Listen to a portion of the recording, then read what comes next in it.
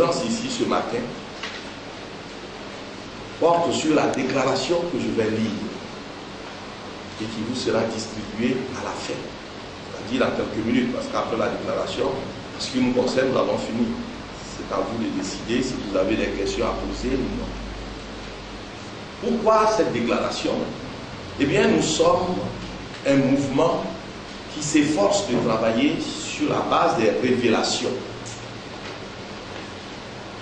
Un mouvement chrétien et nous voulons travailler sur la base des révélations tout autant que des informations, et nous sommes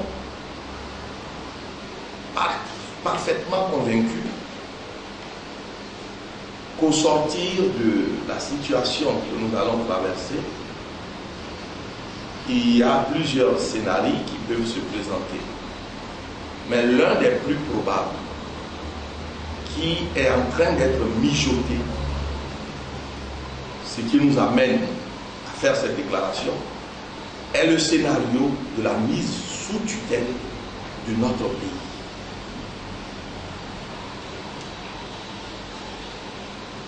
Appel à la mobilisation du peuple de Côte d'Ivoire contre toute tentative de mise sous tutelle de notre pays.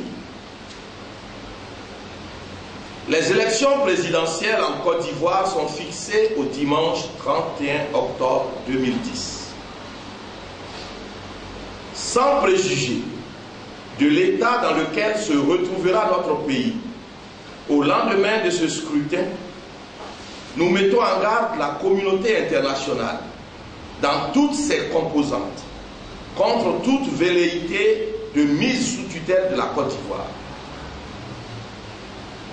En effet, un échec de la classe politique ne signifierait pas que notre pays n'a pas les ressources humaines nécessaires pour reprendre en main sa destinée et animer valablement ses institutions. En Côte d'Ivoire, la société civile regorge de femmes et d'hommes de grande valeur qui, pour donner toutes les chances à l'action des politiciens, se sont tenus jusqu'à ce jour à l'écart de leurs controverses.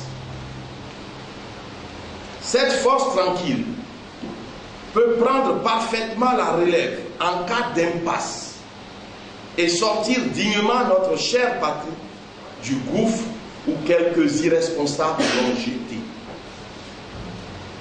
C'est pourquoi nous interpellons la communauté internationale pour qu'elle comprenne qu'après 50 années d'une indépendance tronquée, sanctionnée par le déshonorant statut de PPTE, pays pauvre très endetté, aucun Ivoirien digne de ce nom n'acceptera l'humiliation suprême de voir son pays sous une tutelle quelconque.